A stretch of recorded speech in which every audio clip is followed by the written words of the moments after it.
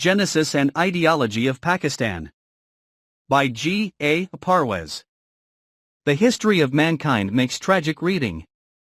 Down through the ages, we come across a series of sequences of the rise, growth, decline and fall, not only of nations but even of their civilizations and cultures. No doubt, man has all along shown a remarkable constructive genius, having attained many and awe-inspiring successes, despite occasional setbacks and natural catastrophes, but his constructive genius was always undermined by some inherent weakness underlying his ideas, or his way of life, which ultimately brought about a disastrous end to his efforts. Nevertheless, there have been some notable exceptions in the series of sequences when the idea of universal welfare of mankind took practical shape, but the main characteristic in all those civilizations always remained one of frustration. Man struggled hard to find some satisfactory solution to his problems, but failed. Human intellect, limited as it is, helped him little, because it is not aware of any source of knowledge other than itself. There was only one guide left for mankind in this difficult quest, and that confidently proclaimed competency to lead them to their goal. The God that has created all the objects in the universe has also undertaken to make them aware of their goal and guide them towards it. 2050. The guidance, which comes directly from God, is known as revelation. It has all along been revealed to mankind through the agency of various anbiya, but, unfortunately, due to the ravages of time and human tampering with it, the text of the scriptures, the message delivered by the pre-Islamic anbiya, could not be preserved long in their original form. Eventually, about 14 centuries ago, the complete and final version of that guidance was revealed to mankind through Muhammad, peace be upon him, the last of the series of anbiya. This version of the divine guidance is embodied exactly in its original form in the Quran. 2. The responsibility of the Nabi, to whom divine guidance was revealed, was not only to communicate his revelation to others, but also to establish an socio-economic order in the light of that guidance. Our Rasul Muhammad, peace be upon him, established this order which fully recognized dignity of all human beings. 1770. The pursuit of individual interest was replaced by the ideal of the good of the humanity at large.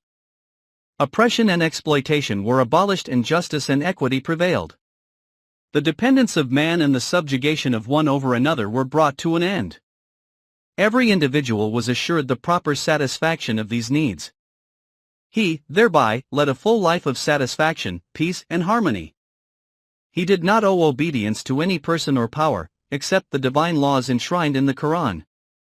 Briefly, that order completely put an end to the rule of man over man, in any form, and with it the evil of capitalism. This order was called Deen in the Quranic terminology. 3. This social order prevailed during the lifetime of Muhammad, peace be upon him, and for some time thereafter, when the forces of exploitation began to raise their first success with the establishment of Mulkiyyat kingship sustained by capitalism. To ensure their survival and consolidation, these forces availed themselves of the cooperation of men who appeared in the robes of piety and spoke in the name of God. They posed as the interpreters of God's will and thus distorted principles and tenets of Deen which no longer remained a living force in the society and were reduced to a set of soulless beliefs, lifeless dogmas, and realities of life.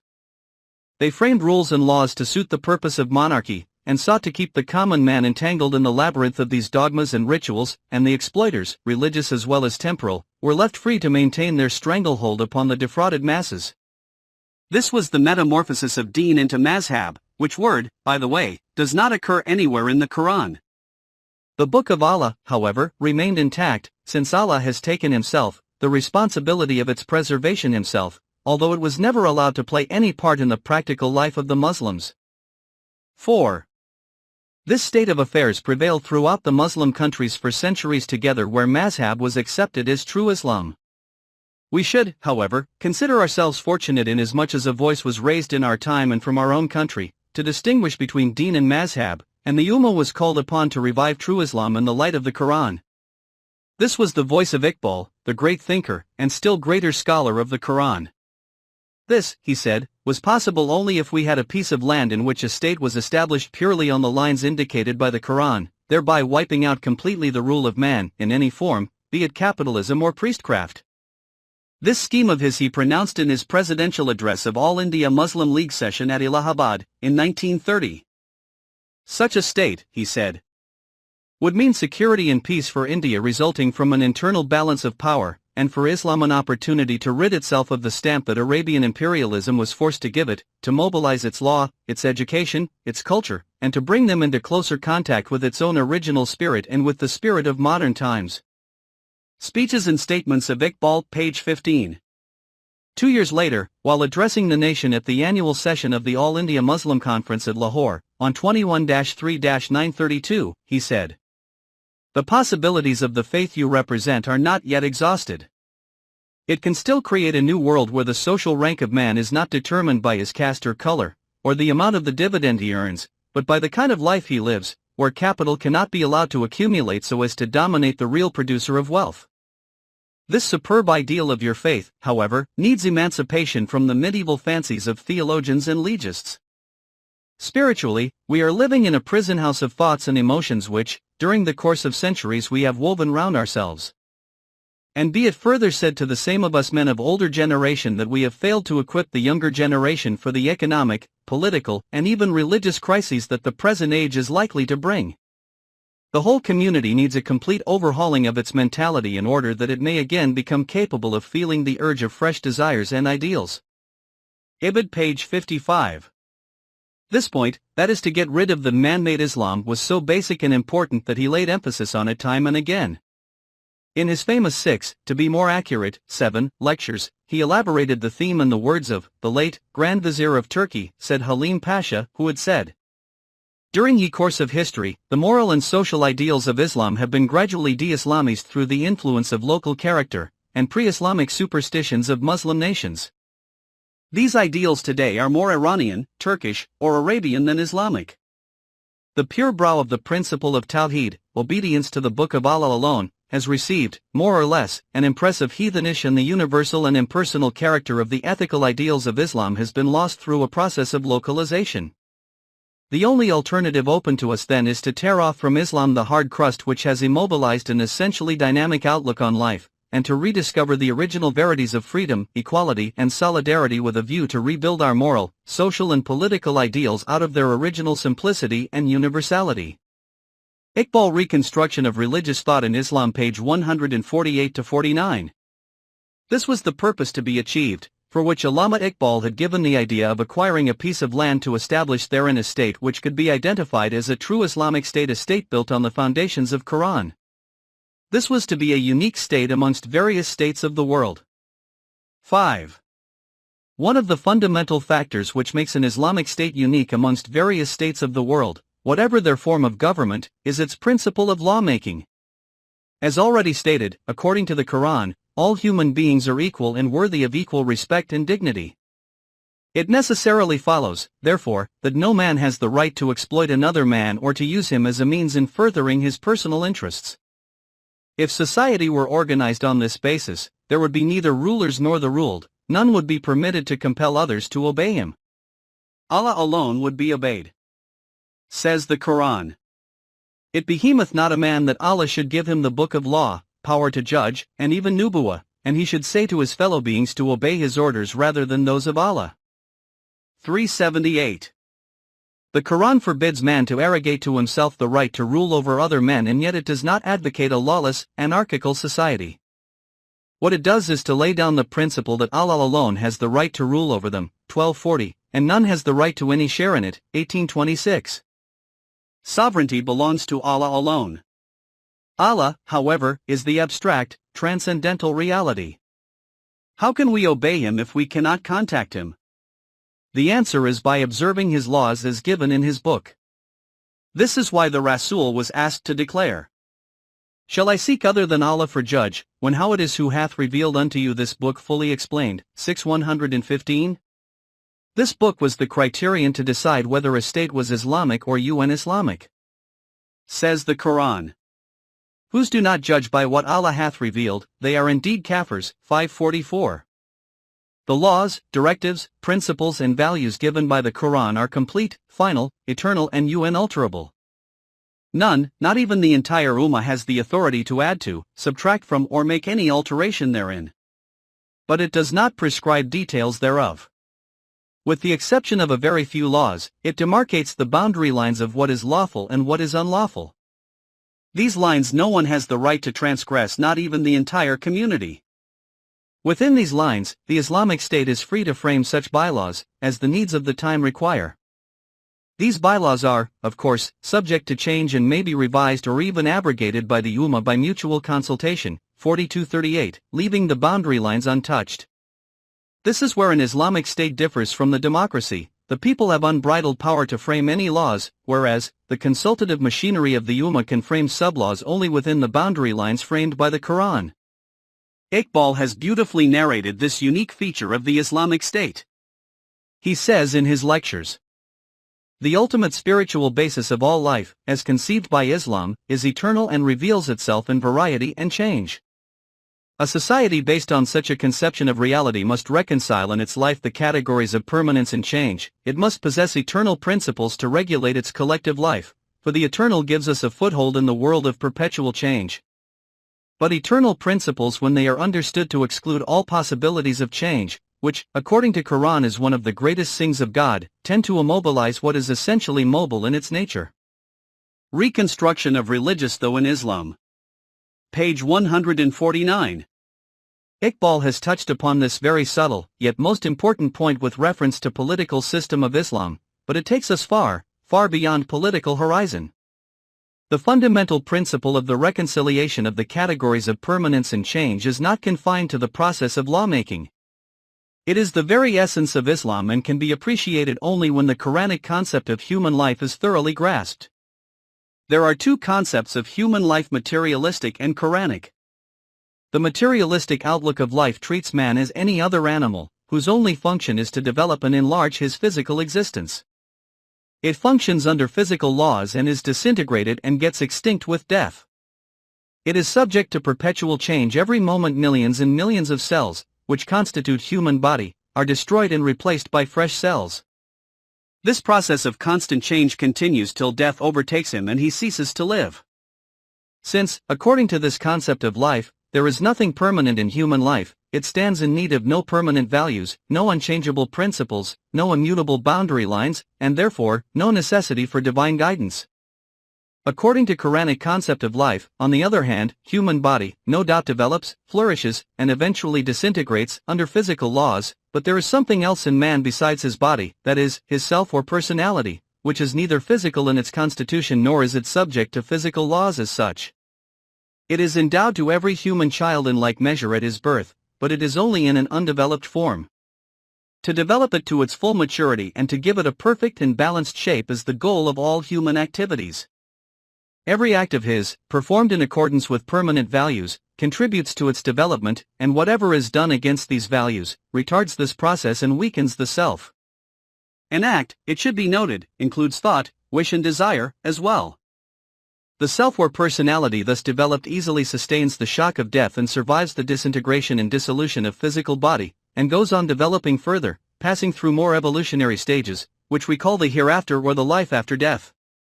The fact that, not only the actual deeds of a human being but his thoughts, wishes and desires as well, act upon human personality is what is called the law of retribution, which is as inexorable and immutable as the laws of nature.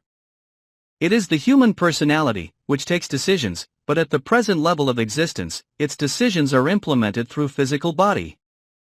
For this purpose, it is essential that human body should also develop and be in a position to carry out the commands of the personality. For its development, the needs and requirements of human body will change from time to time, whereas human personality, while developing, shall remain unchanged. The renowned Polish thinker, Nicholas Berev, has beautifully concentrated this in 4 words, by saying, "Personality is changelessness in change." Slavery and Freedom, page 8. The process of the development of human body and personality can take place only in Islamic social order, Deen, as already explained. This order, generally called Nizam-e-Rabubiyyah, provides to each and every individual means for the development of both. It will be seen that this system differs basically from all other systems. 6. Reverting to the principle of lawmaking, Iqbal examined critically what had been going on in our past history, and said that the teaching of the Quran that life is a process of progressive creation necessitates that each generation, guided but unhampered by the work of its predecessors, should be permitted to solve its own problems. Lectures, page 160. It follows, therefore, that the general notion that the laws made by our earlier jurists and promulgated in the past are eternal and binding on all future generations is against the basic teachings of the Quran. This was thoroughly explained by Iqbal in his 6th lecture, entitled The Principles of Movement in the Structure of Islam, in which he says, "The question which is likely to confront Muslim countries in the near future is whether the law of Islam is capable of evolution, a question which will require great intellectual effort, and is sure to be answered in the affirmative, provided the world of Islam approaches it in the spirit of Omar, the first critical and independent in Islam who, at the last moments of the Prophet, had the moral courage to utter these remarkable words, 'The Book of God is sufficient for us.'" Page 154. 7. Iqbal accomplished his task and, handing over the torch to Quaid-e-Azam, Muhammad Ali Jinnah, passed away. The Quaid, during his struggle for the achievement of Pakistan, reiterated the main features of the proposed Islamic State, as enunciated by Iqbal. No doubt the British and the Hindus opposed tooth and nail the proposal for the establishment of a separate state for the Muslims, but its main opponents were the so-called nationalist ulama, who were the custodians of mazhab, as already explained. Plainly speaking, the struggle for Pakistan was, in reality, struggle between deen and mazhab. This struggle was started during the lifetime of Iqbal himself. For want of adequate space, it is not possible to quote extensively from the speeches and writings of Quaid-e-Azam on the subject. It would suffice if some of the more important points were cited. It is generally said that it was the narrow-mindedness of the Hindus and their maltreatment and fanatical prejudice toward the Muslims which compelled the latter to seek protection in a separate homeland, and thus the demand for Pakistan. This is not only distortion of history but also malicious propaganda. The genesis of Pakistan was explained by Iqbal in the presidential address at Allahabad in 1930. Pakistan resolution was passed in the annual session of the All India Muslim League, at Lahore, in 1940. Quaid-e-Azam said in his presidential address, "It is extremely difficult to appreciate why our Hindu friends fail to understand the real nature of Islam and Hinduism. They are not religions in the strict sense of the word, but are in fact different and distinct social orders, and it is a dream that the Hindus and Muslims can ever evolve a common nationality, and this conception of one Indian nation has gone far beyond the limits and is the cause of most of your troubles and will lead India to destruction if we fail to revise our notions in time. The Hindus and Muslims belong to two different religious philosophies, social customs, and literatures. They neither intermarry nor interdine together, and, indeed, they belong to two different civilizations, which are based mainly on conflicting ideas and conceptions. Their aspects on life and of life are different." Speeches and Writings of Mr. Jinnah, Volume I, page 177-78. In his speech at the Frontier Muslim League Conference on November 21, 1945, he said, "We have to fight a double-edged battle, one against the Hindu Congress and the other against British imperialists, both of them being capitalists. The Muslims demand Pakistan where they could rule according to their own code of life and according to their own cultural growth, traditions, and Islamic laws." Abid. Volume 2, page 333. In a message to NWFP Muslim Students Federation, in April 1943, he said, "You have asked me to give you a message. What message can I give you? We have got the great message in the Quran for our guidance and enlightenment." Abid. I, page 516. In his Eid message to the nation in 1945, he said, "Every Muslim knows that the injections of the Quran are not confined to religious and moral duties. From the Atlantic to the Ganges," says Gibbon, "the Quran is acknowledged as the fundamental code, not only of theology but of civil and criminal jurisprudence, and the laws which regulate the actions and the property of mankind are regulated by the immutable sanctions of the will of Allah. Everyone, except those who are ignorant, knows that the Quran is the general code of the Muslims. A religious, social, civil, commercial, military, judicial, criminal penal code, it regulates everything from the ceremonies of religion to those of daily life, from the salvation of the soul to the health of the body, from morality to crime, from punishment here to that in the life to come. And our Prophet, peace be upon him, has enjoined on us that every Muslim should possess a copy of the Quran and be his own priest. Therefore, Islam is not confined to the spiritual tenets and doctrines and rituals and ceremonies. It is a complete code regulating the whole Muslim society in every department of life, collective and individually. Ibid, Volume 2, page 300. In August 1941, Quaid-e-Azam went to Hyderabad, Deccan, and there gave an interview to the students of the Osmania University. The replies he gave to the questions asked by the students explain in a nutshell the genesis and the ideology of Pakistan in such a comprehensive way that, in my opinion, nothing further would be required to understand these basic foundations. Here are extracts from that interview. Question: what are the essential features of religion and a religious state? Answer: when I hear the word religion, my mind thinks at once, according to the English language and the British usage, of private relation between man and God. But I know fully well that according to Islam, the word is not restricted to the English connotation. I am neither a Maulvi nor a mullah, nor do I claim knowledge of theology. But I have studied in my own way, the Holy Quran and Islamic tenets. This magnificent book is full of guidance respecting all human life, whether spiritual or economic, political or social, leaving no aspect untouched. Question: what is the distinctive feature of Islamic State? Answer: there is a special feature of the Islamic State, which must not be overlooked. There, obedience is due to God and God alone, which takes practical shape in the observance of the Quranic principles and commands. In Islam, obedience is due neither to a king, nor to a parliament, nor to any other organization. It is the Quranic provisions, which determine the limits of our freedom and restrictions in political and social spheres. In other words, Islamic State is an agency for enforcement of Quranic principles and injunctions.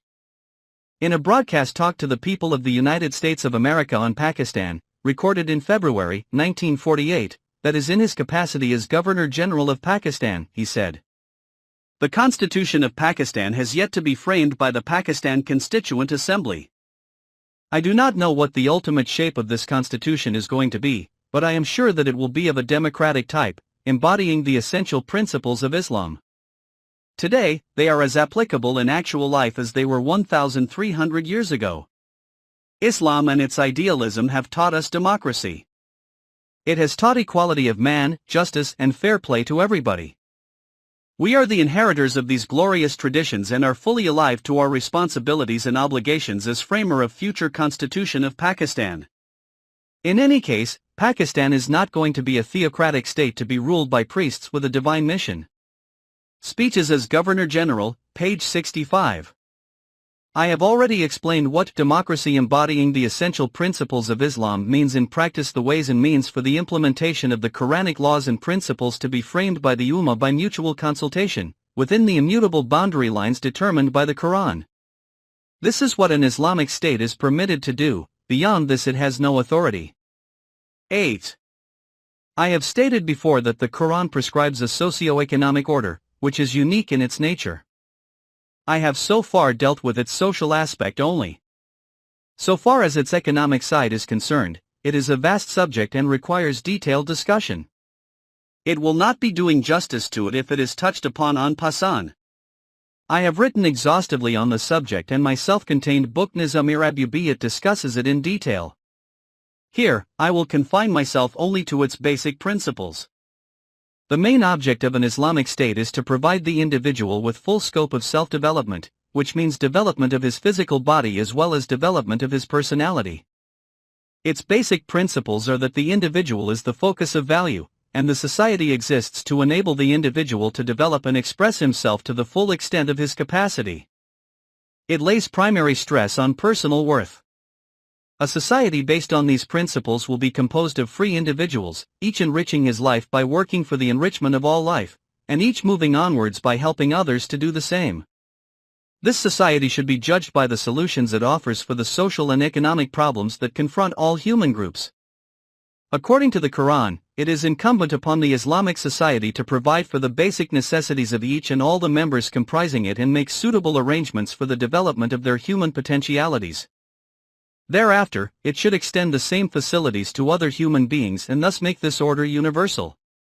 A society that fails in this responsibility does not deserve to be called Islamic, for the society that is established in the name of Allah is bound to proclaim, "We will provide for you and your children." 6:152. It is paramountly clear from this that no society could discharge this responsibility unless, and until it has the various means of production under its control and the necessary resources at its disposal. It may be reiterated, and should in no case be lost sight of, that this society takes under its control means of production with a view to discharge its huge responsibility of providing necessities of life for all the members of the society. If it fails to do so, it will have been a clear act of usurpation in that case. So far as the members of this society are concerned, the principle underlying the growth and development of their personality is expressed thus: an individual should work hard, earn and produce as much as possible, keep what is basically and essentially necessary for his own upkeep, and hand over the rest to the Islamic State for meting out the necessities of others in need, as is ordained in the Quran. And they ask us, what should they give, for the benefit of others? Say, whatever is surplus to your own requirements. 219. And in this, their attitude should be such as to declare, we desire from you neither reward any thanks. 76-9. Here arises the question: what is the incentive motivated by which an individual should work, and continue to work, up to his full capacity, retain for himself only to the extent that fulfills his necessities, and hand over the rest to the society, for meeting out the necessities of others in need? Still further, they prefer others before themselves although there be indigence among them. 59-9. Professor Hatre has said that what differentiates economic systems from one another is the character of the motives they invoke to induce people to work. Quoted by E.H. Carr, in The New Society, page 41-42. The motives provided by the Quran are unique, that is, human body develops by what the individual concerned takes, while his personality develops by what he gives. This constitutes the basic motive for the establishment of the Quranic economic order. There will thus be no capitalism and no landlordism in Islamic State. Quaid-e-Azam made this abundantly clear during his struggle for the achievement of Pakistan. In his presidential address delivered at the annual session of the All India Muslim League, Delhi, on April 24, 1943, he said, "Here, I should like to give a warning to the landlords and capitalists who have flourished at our expense by a system which is so vicious, which is so wicked, and which makes them so selfish that it is difficult to reason with them." Tremendous applause. The exploitation of the masses has gone into their blood. They have forgotten the lessons of Islam. Greed and selfishness have made these people subordinate to the interests of others in order to fatten themselves. It is true we are not in power today. You go anywhere to the countryside. I have visited villages. There are millions and millions of our people who hardly get one meal a day. Is these civilizations the same of Pakistan? Cries of no, no. Do you visualize that millions have been exploited and cannot get one meal a day? If that is the idea of Pakistan, I would not have it. Cheers. If they are wise, they will have to adjust themselves to the new modern conditions of life. If they won't, God helps them, we shall not help them. Here renewed cheers and applause. Speeches and Writings of Jinnah, Volume I, page 554.